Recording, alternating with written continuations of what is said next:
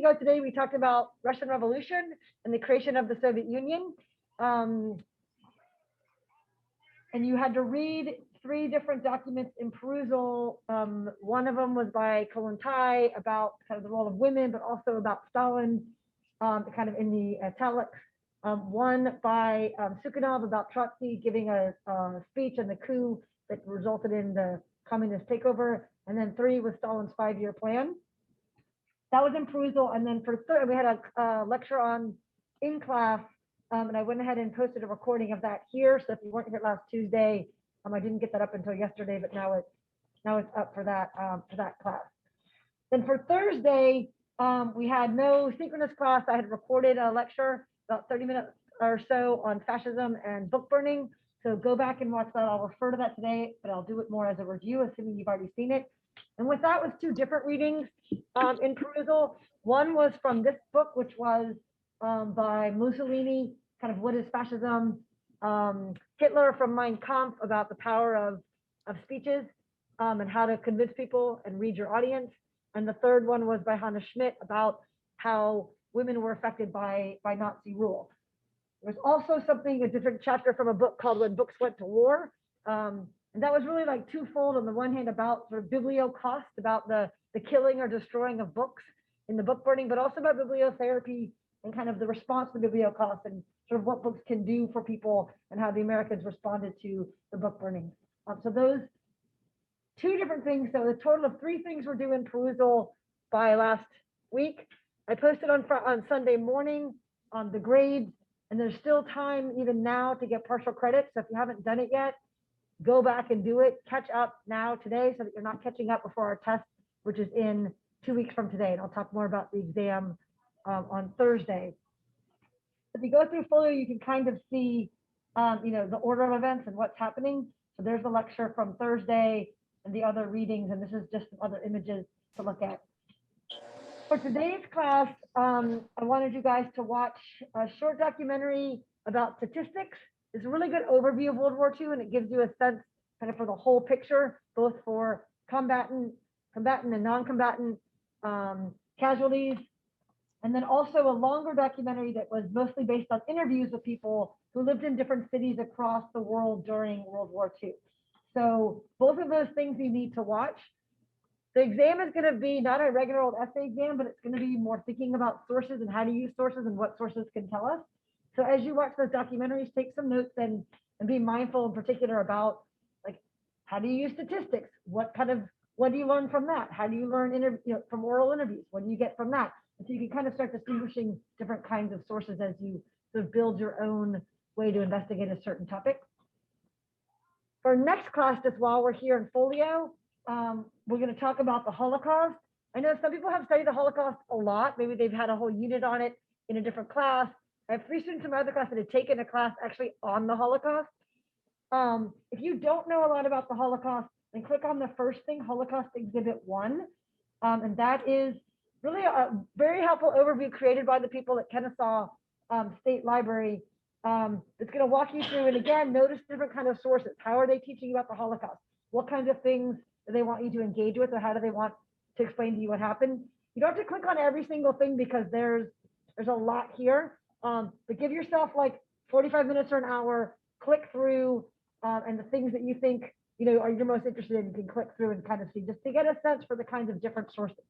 So if you don't know a lot about the Holocaust, do this, and there's videos, there's propaganda posters, there's all kinds of stuff. If you already feel like you know a lot about it, then check on the second one, which is Exhibit 2, in-depth version of the Holocaust. And that's looking at the Holocaust with this lens of gender. What does it mean what gender you are? How does that affect how the Holocaust, how you experience what happened in the Holocaust? And so this is particularly looking at women. So either one of those is fine. You don't need to do both, but I do want you to do one of them. And just take notes as you go through. You don't need to answer the specific questions as you go through because those go back to Kennesaw, not to us, although we have permission to be using the module. But I do want you to have a sense for what's going on here and kind of what an effective historical explanation looks like. That'll get us through the end of this week. Does anyone in the room have questions about that overview? Yes.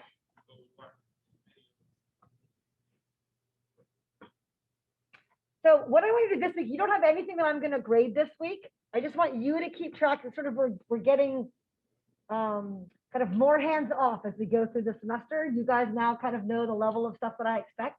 So you go ahead and you take some notes just for yourself on the 2 videos and the reading. Does that help? Other questions?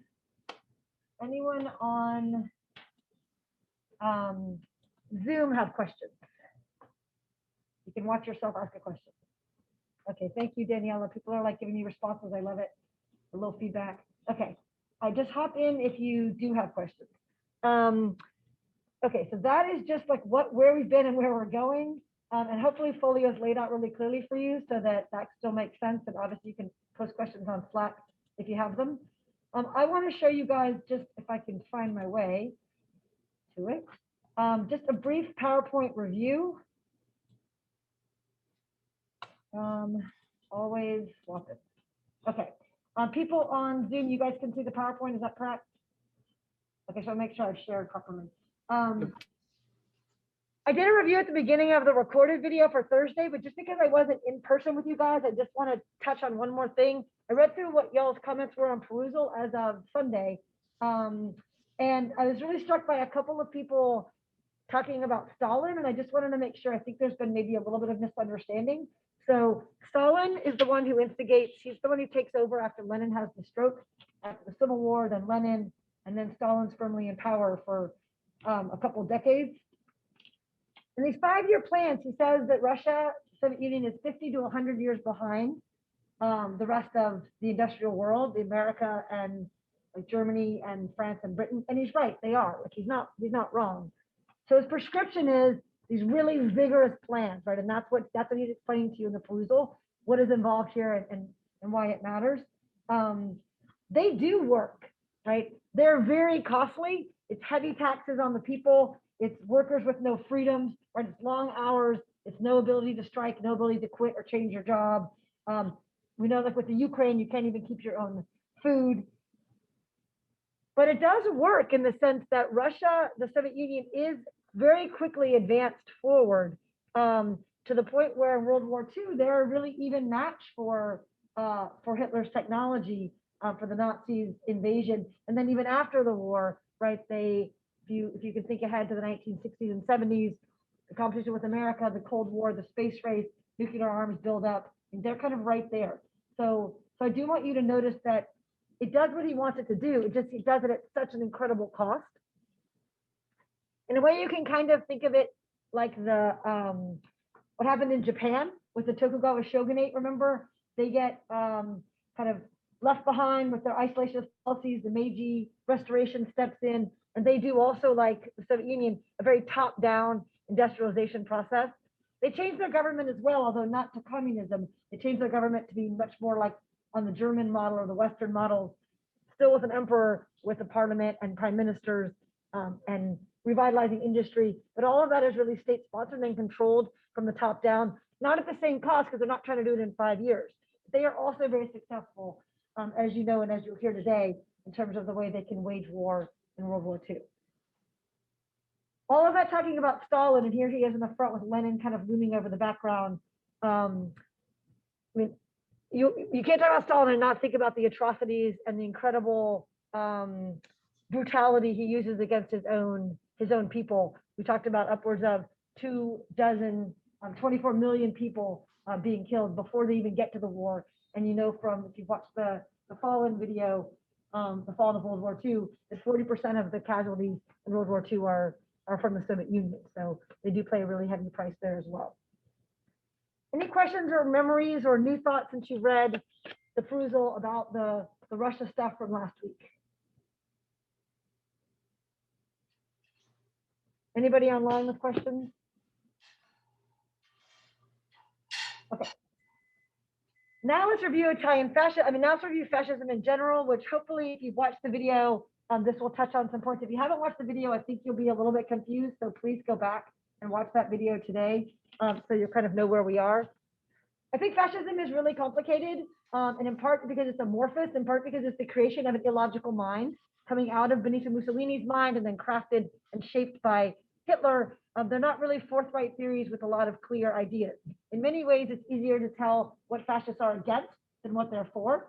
And you saw, I hope, from reading Benito Mussolini's encyclopedia article, what is fascism, right? I think he's very clear and lays out the fascism is supposed to be emotional, and so it's supposed to be irrational. It's supposed to talk about heroics and things that are hard to argue with. He says fascism is against the Marxist idea of history, that everyone does things for economic reasons. He says people do things out of emotional and energetic and irrational reasons. He talks about fascism as action and thought, and that fascists live for a higher life founded on duty, self-sacrifice, the renunciation of self-interest. So if you're going to put yourself second, right, if you're going to be one of the sticks in this bundle of rods that is a fasces fasces that invents the name fascism, then you are not very important, right? Individual rights are not very important. Individual votes, individual say, individual needs, individual concerns, those are not interesting to fascists. Those are not important. And he actively says here, we're against not only communism, but Marx's idea of history. We're against democracy and the ideology because we believe in the beneficial, fruitful inequality of mankind. And so all of the promises of like the Atlantic Revolution, right? The French Revolution, American Revolution about equality and liberty, all the things that are really central to the project of where we saw the world heading, after the Enlightenment, after the revolution. Fascism is going to undo all this. And he ends this by saying the 19th century was the century of liberalism and democracy, and socialism as well, because people were fighting to be more socialist. The 20th century, he says, is going to be a century of fascism, of collectivism, of the state, right? Of the state being more important than the individual, which is like the exact thing all of these revolutions were fighting against. So I really do, I'm serious when I say I want you guys to understand what fascism is or what it promises. I want you to see why it was attractive to people in a post-war world where everyone had been really devastated by World War I. But I also want you to completely reject these ideas and not buy in, right? And realize that these guys are playing because they're still on top, they're still in charge, right? They're still able to get the liberties they want. They just don't want their people to have them. Questions about fascism? Fascism also, for making a list of things, right? He says here, fascists reject peace and they glorify war, and they promise about expansion, and they say that war is sort of the measure of how to prove how good a society is. He talks about imperialism and empire, that expansion of a nation is an essential manifestation of its vitality. So part of your ideology is that you have to be expanding in order to prove that you're alive and that like growth is the only way to show that you're prosperous. You're going to really value the idea of war, right? And so what we see in fascism, and you saw in the lecture, is like everybody, little kids in uniforms, right? Glorification of military values, obedience, hierarchy, order, right? Lots of focus on physical fitness for soldiers, physical fitness for women, so that they can have healthy children who can grow up to be soldiers. So I just want you to have a sense of like, what do fascists stand for and against, and what are they advocating? It's born in Italy, but it's not the only place that fascism takes hold. I've got a map here. You can see the fascism is not a phenomenon only in Italy and Germany. This map, it might be a little bit hard to tell from an old textbook, but it's got in parentheses the years when different governments became, at least temporarily, totalitarian or right-wing, fascist. And you can see that we've got popularity: Poland, Romania, Bulgaria, Greece, or Yugoslavia, Spain, of course. There's also fascist parties in France and in Britain, but they just they're not elected to the highest office. They don't ever get control, but they are running. So it's really a widespread post-war phenomenon. So we have fascism in theory, and then we have fascism in practice. And there's still, even today, people debate, what is a fascist? So it's not something that we can necessarily do a great multiple choice question on, but I think it's just something to think about, kind of what's the sell here. Part of it also, as Hitler makes clear in Mein Kampf, is the power of propaganda and persuasion. And so another part of a definition of fascism is, well, the cult of the leader, somebody like Hitler, Mussolini, or Franco in Spain. The focus on propaganda, which is what Hitler talks about in the Mein Kampf that you had in here, Does anyone remember what he says when he talks about how do you, the easiest way to get a message across to people, the best way to convey something? He's thinking about like writing books or articles, propaganda posters and images, or giving speeches. What does he recommend? What does he prescribe as the best? Say it again. Speeches, yeah, how come?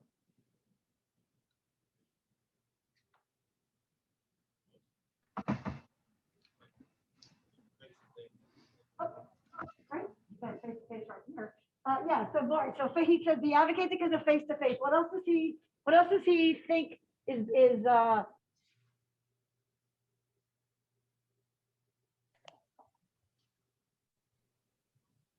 He thinks anyone it's else? too general when you write, but with the speech, you could be more specific. Okay, yeah. So when you're talking, you know exactly who your audience is. Whereas when you're writing, you don't know where, like, who's going to read this book, who's going to read this article. You're not really sure. So you know who's there on a given day for a speech. What was the question again? The question is, according to Hitler in the Mein Kampf reading, why is giving speeches the best way to convince people of something? You're breaking up. I'm breaking up or you're breaking up? I'll type like- it in chat for him. Yeah, you was going in and out. I can't do much about it because I'm just still standing still. Yeah. So, He- it's okay. Cool. you want to, is Tyron typing in the chat? It's hard for me to see the chat when I've got the thing big. I could try to figure it out. Go back and look at the article so you can kind of just see his argument. So I think part of it is based on the chemistry, the mix, the give and take that goes with a live audience. It says you can adjust what you need. What do they need to know? You can say it over and over again. If they already know that, you can move to the next thing. But he's very mindful, even early in the 1920s, right, of how to be persuasive. And that's another big part of fascism is the art of propaganda, like we saw here in this quote from Joseph Goebbels, the minister of propaganda, that I talked about before. Oh, I'm seeing some chats. He's still wondering what the question is. All right, sorry, we've moved on. I guess next time thank you, Xander. All right, so I'll let you guys watch that because it's hard for me to do all three things at the same time. Another huge part of fascism in sort of theory is these mass groupings, right? These mass rallies, these mass events that are designed to make you feel so much more important than one individual person. I likened it in my last lecture to like going to a playoff ball game or something, right? Where everybody's excited, everybody's there, everybody cares about this thing way bigger than themselves. And the other reading that you had talked about how that manifests itself in book burning. What the point of the book burnings was and what the Nazis were trying to erase, even though Hitler says written ideas kind of are not as persuasive. He's obviously still very scared of them because he's organizing these massive book burnings, having college students empty out their libraries and their own collections to get rid of banned authors, whether they're banned because of their racial identity, like they're Jewish or they're anti-fascist, or they're banned because the ideas are anti-fascist, like Hemingway's A Farewell to Arms, which is considered too pacifistic, right? Too much against war. These massive book burnings, other kinds of rallies. You can look back at the lecture to see those as well. And both how books are like destroying ideas is the goal of the Nazis, right? I think if you have a lot of confidence in your ideas, you don't care if other people learn about other ideas, right? You're happy to have all ideas in play if you think yours are the best. When you're worried that other ideas are going to be more powerful than yours, you know, that's when you start worrying about squashing them. Well, they will have burned books, they will end in burning human beings, which is exactly what happens. Book cited as books burning in Berlin. Obviously, the Germans and the way that they have a Holocaust where they do incinerate millions of people, and that's something we'll talk more about next class with the Holocaust. The last thing, just in terms of ideology, and we're getting us back to the readings, was the fascist view of women. Very conservative, very old-fashioned looking. Women should be mothers. Peasant women are the best, farmer women. Oh, I forgot to delete that. Sorry, that's a different poster.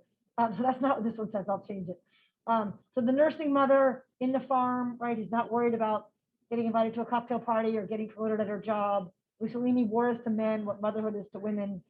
I think all of this Hannah Schmidt addresses really powerfully in the last reading that you did in the perusal, where she talks about the cost to women and how the Nazis have fired women. They fired women professors, women teachers, women principals. They've forced women out of the laboratory. They've taken away the women's right to vote. They take away everyone's right to vote, but also women.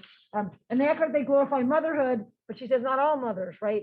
So not mothers with illegitimate children, not mothers of mixed race children, not mothers who want to have a different conception, who have to flee Germany in order to feel safe to be engaging in their activism. So that's also, I think, a really worthwhile read to look over. Questions about fascism? I mean, I'm sure there's a lot of questions about fascism. Questions that I can help answer about fascism.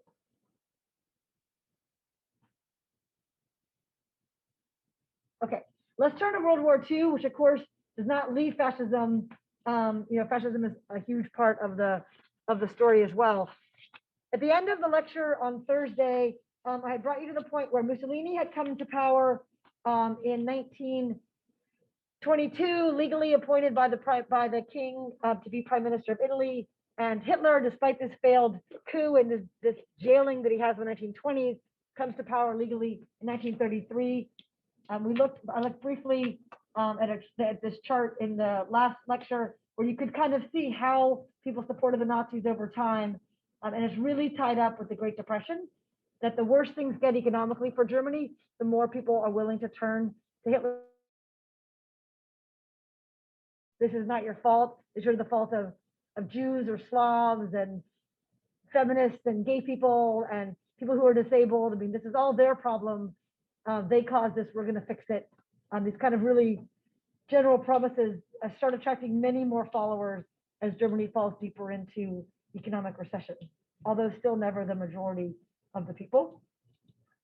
So now with Hitler's in power, I didn't do a very thorough job, I think, once, there's a map we can look at too, a very thorough job at the end of World War I, when really there's no winners there, right? Because everyone suffered so much from World War I. We know from reading this poem and talking a lot about it.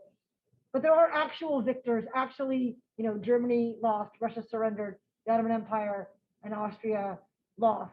And so Germany has to sign a peace treaty with the winners. And there's a lot of different parts to this treaty. It's called the Treaty of Versailles, part of the peace agreement. And one of the rules was that Germany could not have a navy anymore, and they had to have a very limited army. The army was like down in half.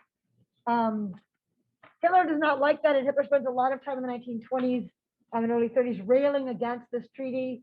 Other factors of the treaty were that Germany had to say they were 100% responsible for World War I, and therefore they had to pay back every dollar that France and Britain had spent fighting them in World War I. It's called reparations. They had to have international troops come and monitor some of their really fertile, rich in natural resources territory, so that France and Great Britain could be guaranteed their money. There's a lot of rule, and also another rule that Germany could not unite with Austria, because these are two big provocateurs that started World War I, and so the sense is they shouldn't be joined together. So Hitler's going around screeching about how unfair and harsh this treaty is. I'm really haunted and humiliated by this in the new government. He immediately starts to undo it. And so right away, he starts to rebuild the army and the navy, and everybody knows it. Everybody knows he's doing it, but they feel like, well, you know what, that was kind of a harsh rule. It was, almost 20 years ago, 15 years ago, let's just sort of look the other way. And this is what the chart kind of lays it out a little bit. In 1936, we have the Rome-Berlin axis, where Hitler and Mussolini decide to be publicly to be allies. Makes sense. They share a lot of ideology, although Mussolini is very late to come to a racial strain of Nazism. But then the Nazis kick out the international troops in that area of the Rhineland, which is illegal. But everyone says, okay, fine. As long as he still makes the payments, we won't worry if we're watching him. A couple years later, 1938, he annexes Austria. It's what's called the Anschluss. You can see here in the map. Here's Austria, which had been independent, and now there was supposed to be a vote Hitler's worried the vote's going to go the wrong way. And so he rolls the tanks in kind of the day before the vote and forcibly takes them over. I asked you in the last class and I didn't get much of a response, but let me ask you guys. Has anyone watched the movie The Sound of Music or the play? You've heard of it? It's really famous. How about you guys? Anyone? You guys are all A coming. long time ago. Yeah. It's the one what? I don't think there's cat people in it. That's cat. No, The Sound of Music was is it based on a true? I mean, it's loosely based on a true story. I bring it up for like the two people who've seen it, because Captain Von Trapp, who is the main character in it, is a commander, an admiral for the Austrian Navy. And after the Anschluss, he comes home and Germany's trying to conscript him to work for their Navy. And he doesn't want to work for their Navy. He's not a Nazi. He's not Jewish or anything, but he doesn't want to be part of the Nazis. And so he and his family have to flee from Austria, and they climb over the Alps to get to safety and end up living in America, where their life story becomes a famous movie and Broadway play, which it was based on. But I bring that up because it shows you with the Anschluss, not everybody was happy. Some people were very happy to join with Germany. Many people were not. So that happens in 1938. It's a total violation of international law. It's a breaking of the treaty. And everybody says, well, I guess they speak German. Oh, well. He also that same year annexes a part of Czechoslovakia. You can see the arrow here, that where there were German-speaking people. And everyone again says, look, they're German speakers. He's just trying to get together in Germany. And this policy, as I have written down here, is called appeasement. Like when you appease somebody or pacify them, like a baby, you give them a pacifier. It's like a short-term solution. You want to keep somebody calm and quiet. Why does appeasement make sense to the rulers of the leaders of France and Britain in 1938? I think with a time machine, we can say, okay, don't do it, don't appease Hitler. They don't really know they're dealing with Hitler. Why does it seem logical for them to let him get away with this?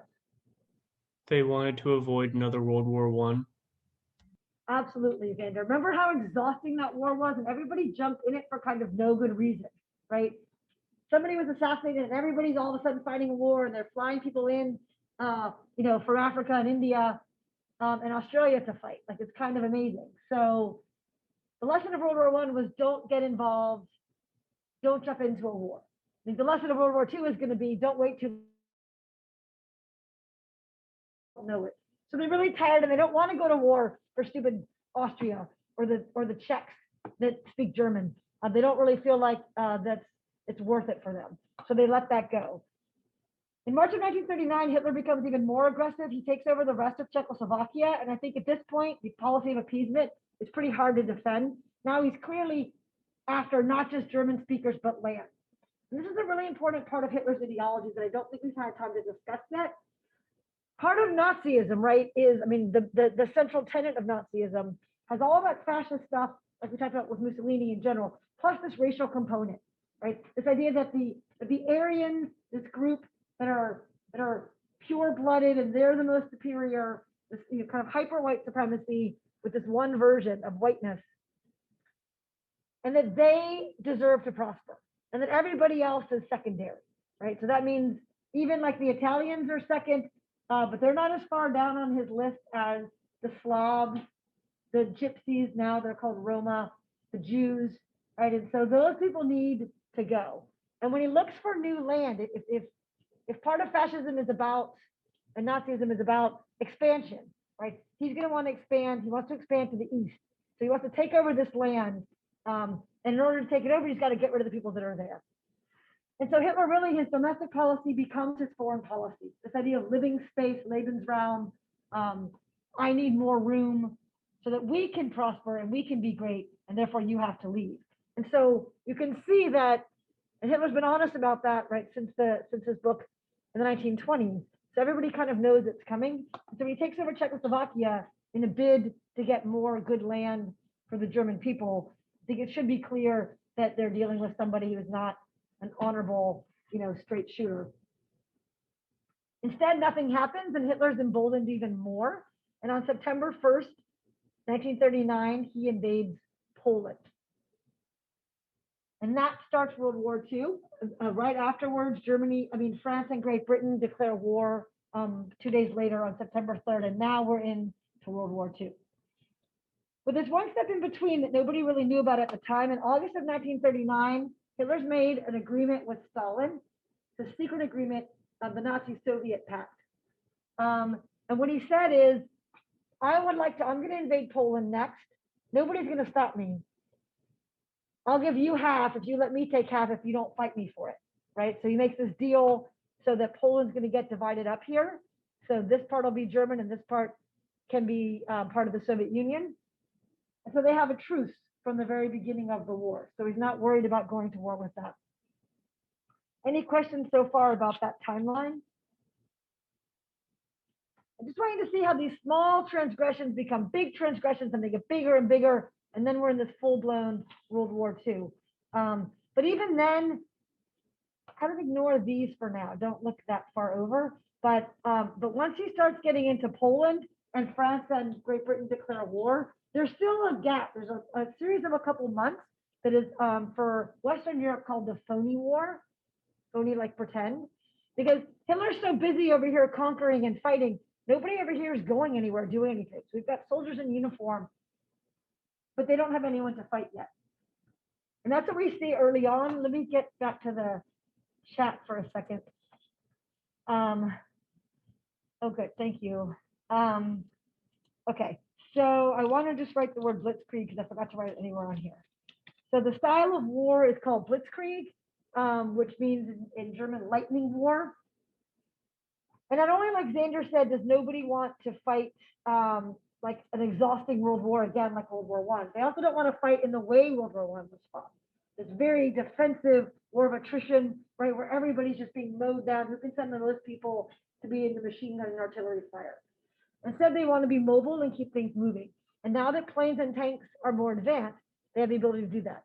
So blitzkrieg, kind of exemplified by these arrows, you send the planes over, the planes drop bombs, soften up the targets, the tanks roll in with the soldiers, and you keep moving and moving. And it's phenomenally successful for Hitler. It works very well against Poland. And then in the spring of 1940, he turns up and backwards and goes up to Denmark and Norway, and then down to the Netherlands, into Belgium, and then into France. And he's in Paris in 6 weeks.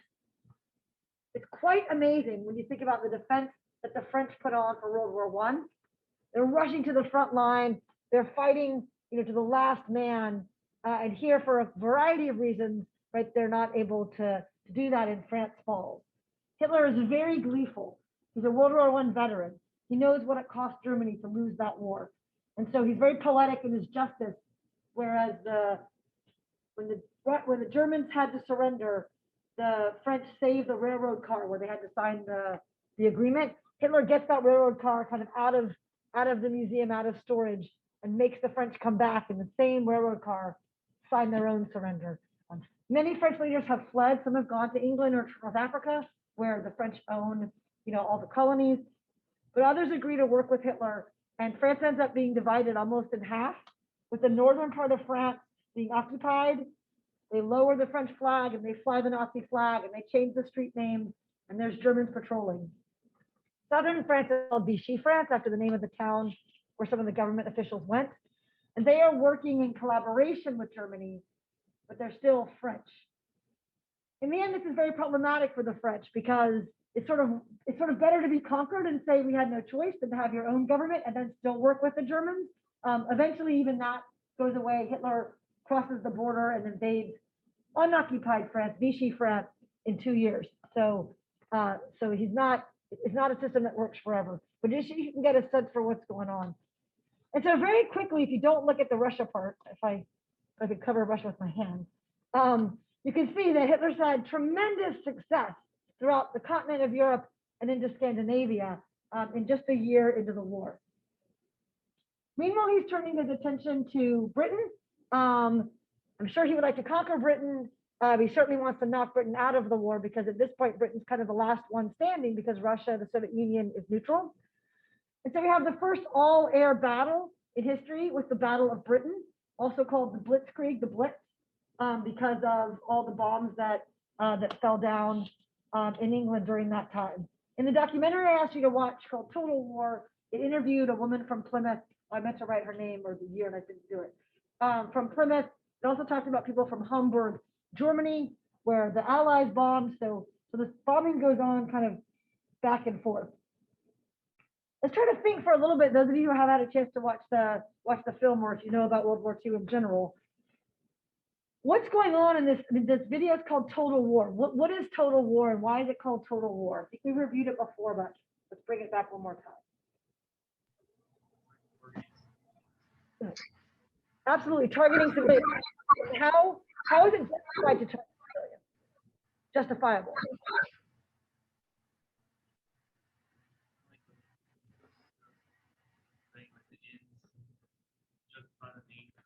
Good, yeah, the ends justify the means. So what we're trying to do is get rid of, we're trying to make Britain surrender. And so this is the best way to do it. Why does it seem like a good idea to bomb civilians? It'll cease war production and it'll demoralize the civilians. Xavier, thank you, right? So the idea is it'll demoralize them because they'll be so oppressed, right, by all these bombs. The original goal of this kind of bombing was to target like the factories, the ports, the train stations, right? So that the supplies couldn't get to the army. In reality, the bombing is not that precise. And so they end up, let's just area bomb, let's just bomb the whole town.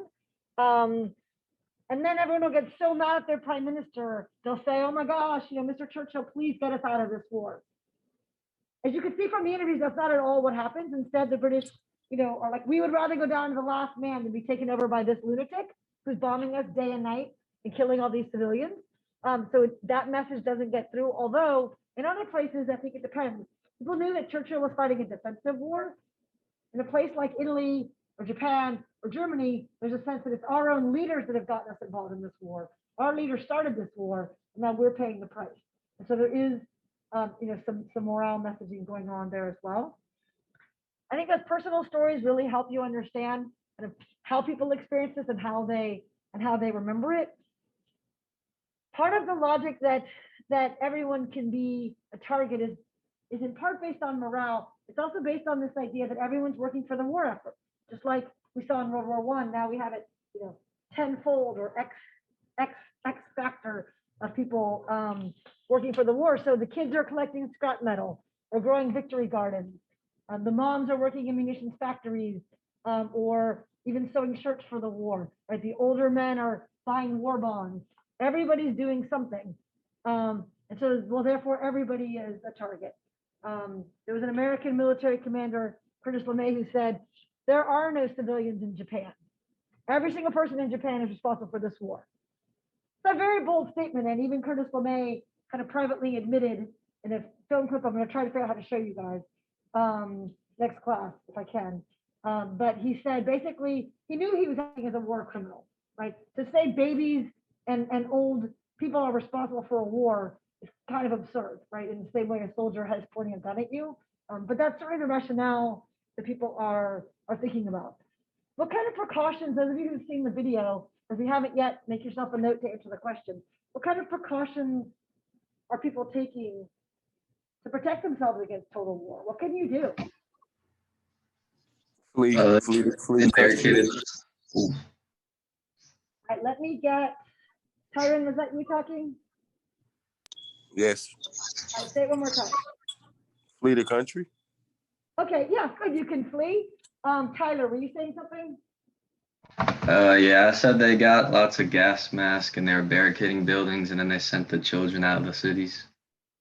Three really good things, right? So you and Tyler are both the idea of fleeing. If that's your job and that's your home, you probably can't afford to leave that, but you can afford to send your kids away. So the kids are sent out of urban zones to protect them. The gas masks, kind of heartbreaking to see like gas masks on those babies. But they were worried that they would be dropping, instead of incendiary bombs, they would be dropping gas shells. So that's a concern. Daniel, what did you want to add? Dana, did you want to add or no? Okay, you got it. All right. I just wanted to, anyone else want to jump in? I think we saw people spending the night like in the subway, like in the air raid shelters, and so you could try to do that. But obviously, are you going to do that every night for 4 years? Like, no, you are not going to do that every night. So, so you can take some precautions, but a lot of it feels really out of your control. Just trying to think about the psychological effect, and especially the effect on civilians of World War II. I mean, sometimes being at home can be more dangerous than being at the battlefield, right? Because you don't even know when you're going to be targeted. You don't have proper training. You don't have any kinds of proper protection. And this is true not just in England, but also in Germany and Japan and elsewhere, as you see from the film. Okay, let's look back at our map for a second, and now we can finally pay attention to the arrows. So things are going really swimmingly, except for Britain. Hitler's not able. The Battle of Britain is a loss for Hitler, and so he realizes he's not going to be able to invade Britain. The British don't really know that though, and every night they go to bed thinking, is Hitler going to show up here tomorrow? Like they're nervous the whole time, and the bombings to some degree continue, but basically his focus turns east. And in June 1941, Hitler makes this audacious attack against his ally, the Soviet Union. And so a completely surprise attack. Stalin is completely surprised. 3.6 million soldiers, 3,700 tanks, 2,500 planes cross over out of their side of Warsaw, heading towards Russia. It's almost successful. He got deeper than Napoleon when Napoleon tried to invade Russia, but he fails in part because, like Napoleon, Russia's so big, Russia's so cold, and I think mostly because the Russian fighters are so tenacious. I kind of joke sometimes that Stalin missed the day of world history where he learned about Napoleon and he didn't know that this was sort of a bad thing to embark upon. But even if he remembered Napoleon, right, he would have thought he was the exception to the rule. In fact, like with Napoleon, it's a major failure for him. But it doesn't feel that way at first. In the Soviet Union, the memory of World War II, if you read in a textbook, I think even still today in Russia, it's not called World War II, it's called the Great Patriotic War. And Stalin really cleverly kind of pitches this as a war, not for Stalin and not for communism, but for Mother Russia. And so he really calls out for ferocious resistance, and really asks, as he has done with the 5-year plan, kind of asks the unimaginable of his people. Like I mentioned earlier, the fallen of World War II, I think really makes it clear, just the column goes up forever of the deaths of Soviet Union's combatants and non-combatants. One of the battles, if you don't know a lot about the Eastern fighting in World War II, there's a movie, Enemy at the Gate. Has anyone seen Enemy at the Gate? Jude Law, who else is in it? You'd recognize who's in it. Anyway, it's sort of this is a real picture, but it's about the block by block, house by house battle. It's about snipers, a German sniper and a Russian sniper against each other, and a bit of a love story. Of course, they're in there. I've got a scene I want to show, but when I did this class in the morning, I didn't really have time, so I'm going to post it on Slack. So if you want, please, got 4 or 5 more minutes to get into the Battle of Stalingrad. I recommend the little clip I'll post. The Soviet Union lost more men at the Battle of Stalingrad than the USA lost in the entire war. It's really quite amazing. Germany lost 500,000 people. Soviet Union lost 1 million people. Right. So there's just the number of people that Stalin's willing to throw at something.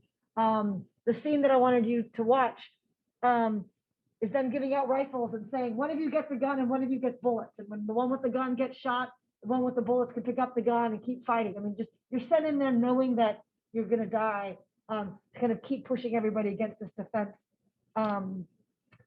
against Hitler and the invasion. I don't have a slide for Leningrad, but those of you in the movie, you know, Leningrad suffered tremendously during the war. Leningrad is the same city that's called St. Petersburg today. And before the war, it's called Petrograd. In some of your readings, it's all the same place. Here on the map, I'll show you. There's Leningrad up here, St. Petersburg, and Stalingrad down here. There's a 900-day siege. Stalin won't let any of the civilians leave, which is quite unusual. You know, they usually give them a back exit, although I'm not sure the Nazis would have left them out anyway. Over 500,000 people die. Civilians die inside Leningrad during this siege. more than France and Britain lost in the entire war. This is just one city and one siege. Stalin wants kind of leave the civilians there as a motivation for the soldiers to fight. And you hear really just very moving, there's so many moving stories in that documentary, but really horrific moving story by a young mom with her mother and her daughter.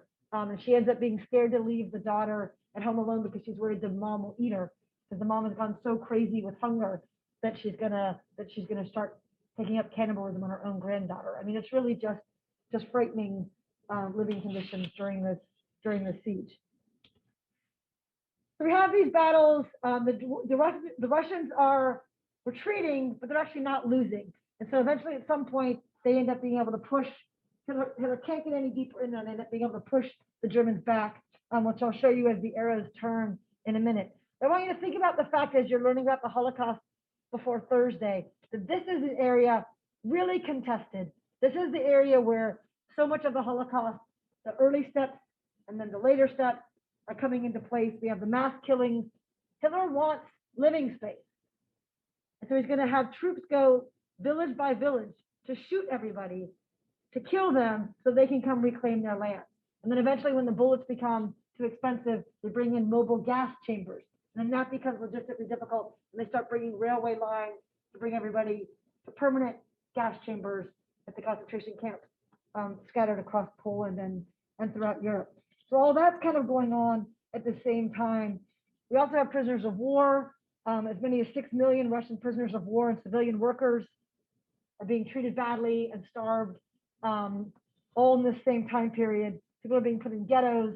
I mean, just all these battles are kind of their own story. And then there's also all this other trauma going on all the way around the invasion and retreat from Russia.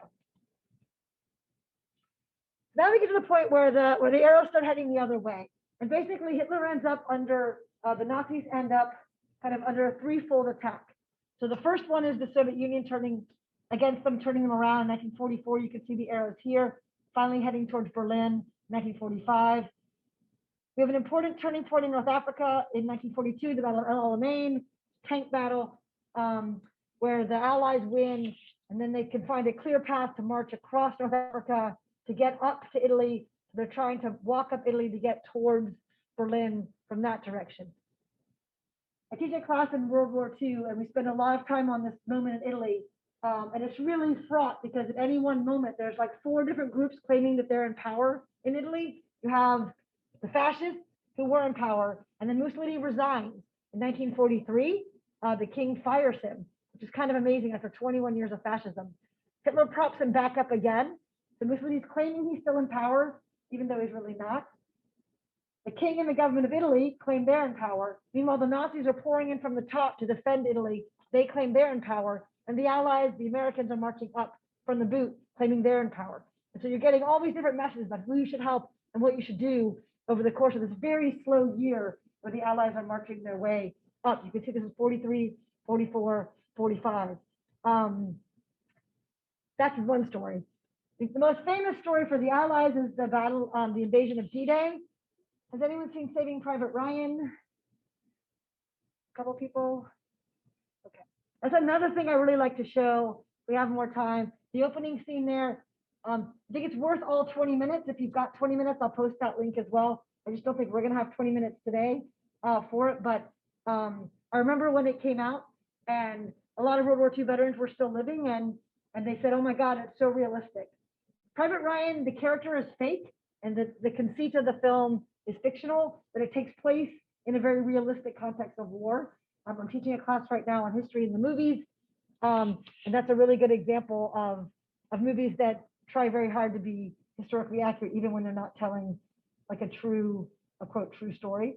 So the D-Day invasion, which was the biggest operation ever undertaken, secretly ferrying Allied troops, Americans, British, and Canadians across from Britain to a secret location in France to again try to push back to Germany. So Hitler's under kind of this 3-prong attack as he heads backwards. Finally, the Allies arrive, and Hitler kills himself along with some of his friends who kill themselves, his colleagues, in a bunker on May 1st, 1945. Germany surrenders And we end up with Victory in Europe Day, VE Day, which is celebrated on May 8th, 1945. Questions about the European, North African, Russian battles? Okay, I kind of want to tell that whole story from beginning to end, and then now I want to go to the Pacific and say, like, meanwhile, so we can find what else is going on, because even more than World War I, this is a very large two-theater war. Some soldiers serve in both, but some only in one side. I mentioned Japan earlier today. Last time we talked about Japan, they were on the verge of kind of finding their feet and saying, we want a seat at the table. We want to be among the, quote, remember, civilized nations of the world. And part of that for Japan is imbibing the same nationalist, racist superiority ideas that we heard from the Europeans. And so the Japanese talk about being superior to the Koreans, to the Chinese. They talk about Japan's need for resources, all the same kind of things that we heard from the Kipling poem, right? But instead of the white man's burden, it's like the Japanese man's burden. Japan has a chain of islands here that has limited resources. And so they've decided if they're going to be a major industrial world power, they're going to need more resources. And so just like the Europeans and Americans did in the 19th century, early 20th century, they go out to take over their neighbors. And you can see here by the yellow, they take over Korea in 1931. They end up taking over part of Manchuria. They rename it Manchukuo and put the former child emperor who's been kicked off the throne in China as a puppet leader in Manchuria. And so they're flexing their muscles, trying to get a wider base for their economic exchange, the same way that we saw with imperialism.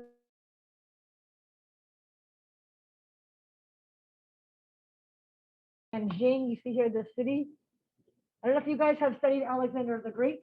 Alexander the Great's philosophy, one of his famous war strategies was to go from, let's see, it says my internet connection is unstable. Can you guys still hear me? Okay. One of Alexander's strategies was to hit a city, like if he was trying to take over an area, and be so brutal and so atrocious and kill every man and burn down the city and take every woman and child into slavery. And then when he showed up at the next city and said, hi, I'm Alexander, I've come to take over, everyone says, great, come on in. Like, everybody just surrenders because nobody wants that kind of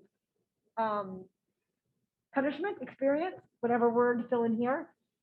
And that works. Like, you can go like 10 towns deep, right, where your reputation precedes you until you have to do it all again. And in a way, I think that's what the Japanese are trying to do here. They're coming into Nanjing so fiercely, committing so many atrocities.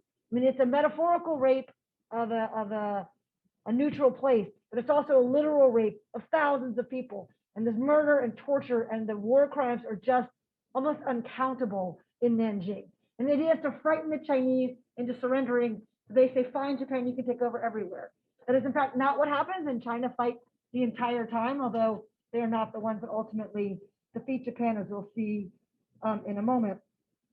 The precedent for the cruelty against the enemy is set really clearly with that act. So the war, World War II, kind of begins earlier in the Pacific than it does in Europe. I forgot to say, I'm sorry, that Japan is an official ally of Mussolini and Hitler's. And so I guess maybe my timing's okay, because maybe it hasn't happened yet. Japan throws its lot in. They don't all call each other and plan strategy together, but they do coordinate, and they are certainly on the same side. Japan is not fascist per se, the same way that we can say Mussolini and Hitler's countries are, but they are quasi-fascist, almost fascist. A lot of the same beliefs about order and hierarchy and discipline, fanatical loyalty to their emperor. A lot of the same focuses, military pageantry, sacrifice of self for the nation. Those are similar ideas in Japanese society at this same time. In 1941, Japan is expanding, and they invade the Dutch East Indies, which is Indochina, so this area down here, and the French holdings in Vietnam, Laos, and Cambodia. And they take over this whole area, and they're coming perilously close to American interests in the Philippines. And at this point, the League of Nations, Japan has dropped out of the League of Nations and decided not to follow international law. But the League of Nations and the U.S. decide that to put an embargo on oil with Japan, no one can trade oil with Japan. They're acting so egregiously, right? This rape of Nanking, this expansion into taking over France's lands.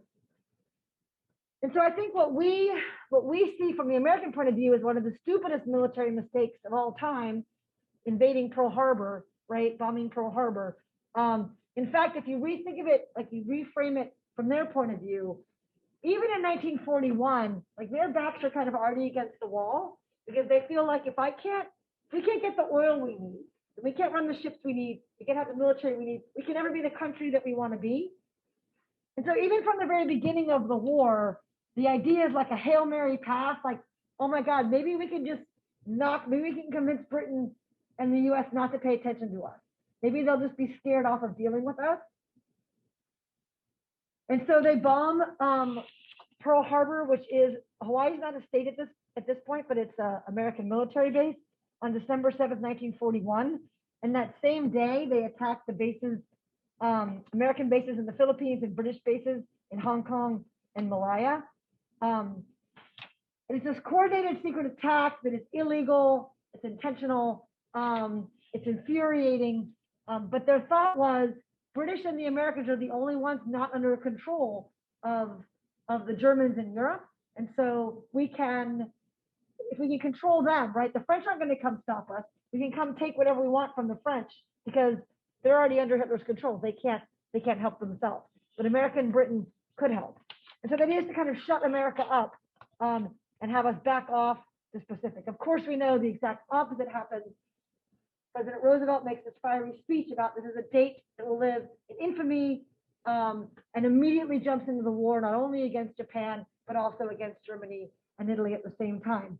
And like in your textbook in high school, it might have said like, they woke the sleeping giant. America had been kind of minding its own business, and now America jumps back in the war. But the America of 1941, December, is very different than America today. At the time, we had a very tiny, inexperienced, ill-equipped army. And so it still takes a while. If you notice, the bombing is December. The first battle is not till June, right? So it takes us a couple months to get everybody, up and mobilized and in uniform and get everybody where they need to be. But once we start kind of getting there, we do have victories. The strategy in the Pacific, for obvious reasons, is called island hopping. And the idea is to keep getting closer and closer to Japan. Maybe for an invasion if we need to, but also for airstrikes, for more air raids, more of that carpet bombing, like we already talked about, went on in Plymouth. The island hopping battles are extremely brutal, costly victories. The Americans, the Allies, the Americans, British, and Canadians are just completely bewildered by the way the Japanese fight. They, even in a battle that they're losing, they'll fight to the last man. There's so much hatred on both sides. Some of it is racial, I think, on both sides. A lot of it is just brutalizing the enemy. And so you read things like by American soldiers stationed in the Pacific that are so much angrier and so much more full of hatred than what you read about the soldiers fighting in Europe. People are scalping Japanese soldiers and carrying the scalps. They're pulling teeth out and keeping them for souvenirs. They're sending bones of kamikazes back to their sister. It's really a different level of atrocities because the Japanese are considered such brutal fighters. Yes. Say it again. Yes. It's kind of amazing, but it's on both sides. So the Japanese, I think the idea is that there's so much on both sides. The Japanese are doing horrible, horrible things. The Bataan Death March, they get prisoners of war, and they march them 18 miles, like no water in the sun, and they're whipping them, and then they're dying on the way. And then when they're in the prisoner of war camp, they're treated brutally and tortured. I mean, really just horrendous acts on kind of both. There's a lot of anger on both sides. Does that make sense? Yeah, I didn't mean to single out our side first. It's, I think, a lot of response to kind of the inhumanity of the atrocities that are being committed on that side. Thank you for clarifying. Okay, so we're getting closer and closer. So we've got this brutal fighting here, but we've also got these air raids going on, especially once we get the Marianas. We're closer, close enough to send these sorties out. You guys heard in the video about Tokyo in April 1945 when upwards of 100,000 people died. I haven't been able to find a good clip of this to show you that's not from the video. But the video will erase if I try to zoom it, so I'm gonna figure it out. Anyway, you hear the tragic stories about what happens when the city of Wood goes up in incendiary bombs. But Tokyo is not the only place that's hit. And this is a list, I think, really powerful list. There are 67 Japanese cities that are bombed in World War II by the Americans. And this puts them, you can see it here, and this is kind of where they are in Japan. When you do it here, somebody did a study, they found the equivalent city. So it's as if Savannah were 41% destroyed. It's the kind of the percentage, how many of each place were destroyed. And so I think it's helped sort of with empathy to kind of imagine what if 67 American cities have been hit in the war, and how would that affect our idea of who we are and who the Japanese are and what our post-war relations are. I bring this up also because the war finally comes to an end, as you may know, with the dropping of 2 atomic bombs on Hiroshima and Nagasaki, marked here with these mushroom clouds in August of 1945. There's always room for debate about whether this was justified or justifiable. The time for the conversation about whether we should use nuclear weapons was probably at the very beginning, when someone had the idea of inventing nuclear weapons. It's actually a program, the Manhattan Project, that got started because there were rumors that Hitler was trying to work on a similar project. And when a lot of the scientists had to flee Nazi Germany because they were Jewish or anti-fascist, whatever, some of them go to the Soviet Union, but many of them come to America. And so one of them convinces Albert Einstein, the famous Albert Einstein, who's famous even in his own lifetime, to go tell President Roosevelt to start a similar program here.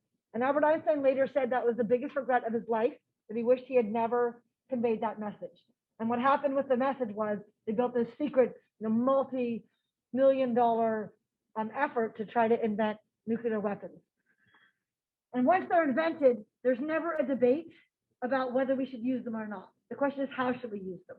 When should we use them? Should we use them as a surprise? Should we use them on Tokyo? Should we use them what city? In the end, they decide that the place that'd be best for them to be used on fresh targets that had not already been hit. So I think that leads us to believe that Hiroshima and Nagasaki are the 68th and 69th most important military strategic locations to be destroyed in Japan. So much room for conversation about that, and I wish we had a lot more time to think it through. But ultimately, I don't think anyone can disagree with the fact that once these 2 bombs fall, Japan does finally surrender. We can kind of look and say they've lost the war before it even starts, and they take so long to admit it. It takes so long to acknowledge that they're embarking on a failed effort, and they've taken on too much. By the time the war has ended, they are down to 10% of their pre-war capacity. 90% of their ability to make things has been destroyed. They have 3 million Japanese people who have died. It's really just catastrophic. But still, it takes them until September 2nd, 1945, when we can celebrate victory in Japan Day and the war is over. Questions about the Pacific Theater? I know that was really fast.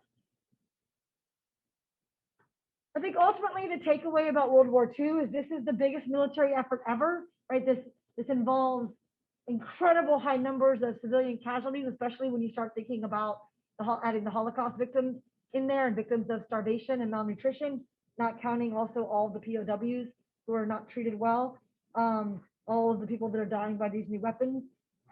Every government, every society touched by this war has shortages and rations. And we have this whole new effort of these new kind of politics that we saw creeping up in the 20s and 30s, fascism and communism and propaganda, right, and coercion, and trying to get people to give themselves up for the state. We have tremendous physical destruction across Japan, but also across Europe, Germany, and of course Russia. things are so bad. Even when the war ends, it doesn't necessarily go away. In Britain, for example, they have to ration food until the 50s. It's like 8 more years after the war ends, where they are still not allowed to have all the sugar or all the meat or all the butter that they want.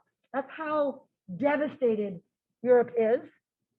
We talked about Europe before. We talked about sibling rivalry. Europeans kind of clawing at each other, and in some ways that helped them be more competitive. What we see here is really they've just blown themselves to smithereens. And after World War II, Europe is no longer going to be the world player that they expected, the world player that they certainly were 100 years, or the 100 years before that. Instead, after the war, right, we see the United States stepping on the world stage and not retreating, and the Soviets on the world stage and not retreating until the early 1990s, although Putin would certainly like to come back now, I think. Overall, tremendously destructive psychologically, physically, economically, and we're going to be ending up with this Cold War. Like I said earlier, we did Russia last week. When the Soviets invade this area to liberate them from the Nazis, they don't leave. And this whole area becomes part of the Soviet Union for another 40 years, really under the strict control being behind the Iron Curtain. And so the countries on the other side have to decide, who do they want to be loyal to, right? The US or the Soviet Union, is there a place for them to be third way? But they're really all very dependent on Americans and on our aid, on our actual food that we're sending, or machines that we're sending, or knowledge and strategy, missiles to protect them.